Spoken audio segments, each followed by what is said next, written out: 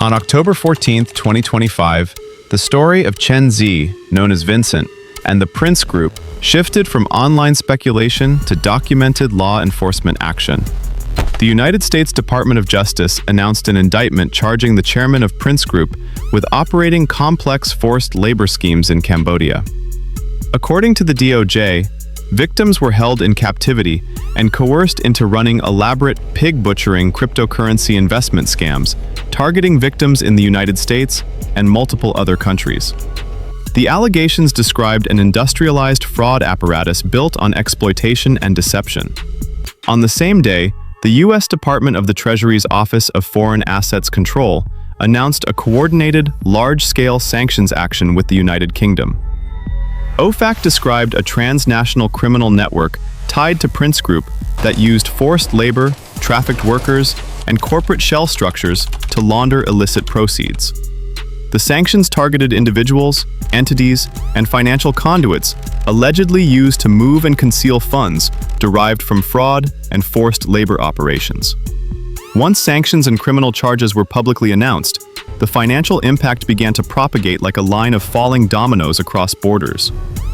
By late October 2025, Reuters reported that Singapore authorities had seized approximately 150 million Singapore dollars in assets linked to the network.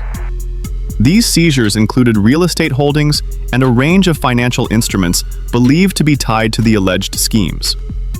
In early November 2025, Reuters reported that in Hong Kong, authorities had frozen around 2.75 billion Hong Kong dollars, roughly 354 million US dollars, in assets believed to be associated with the Prince Group network. At the same time, Reuters described how Taiwanese investigators had arrested multiple suspects and seized substantial assets in a related probe. In Taiwan, law enforcement alleged that funds were being moved through shell companies and used to purchase luxury goods and real estate as part of a broader effort to conceal the true source of the money.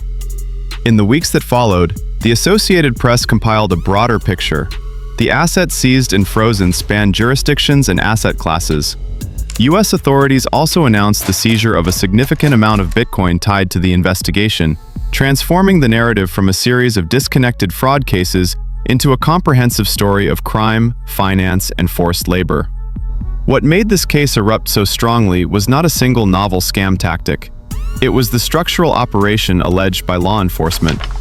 According to the filings and sanctions notices, the enterprise functioned through a chilling chain: recruitment of workers, confinement, enforced performance metrics, psychological manipulation of victims, extraction of funds, systematic money laundering, and conversion of illicit proceeds into ostensibly legitimate assets.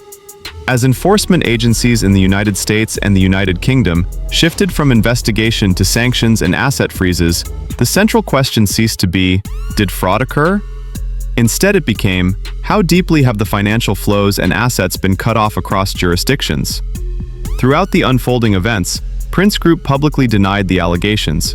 But once indictments, sanctions, and asset freezes were in place, the hidden mechanics of the scheme became visible in the language of modern state power.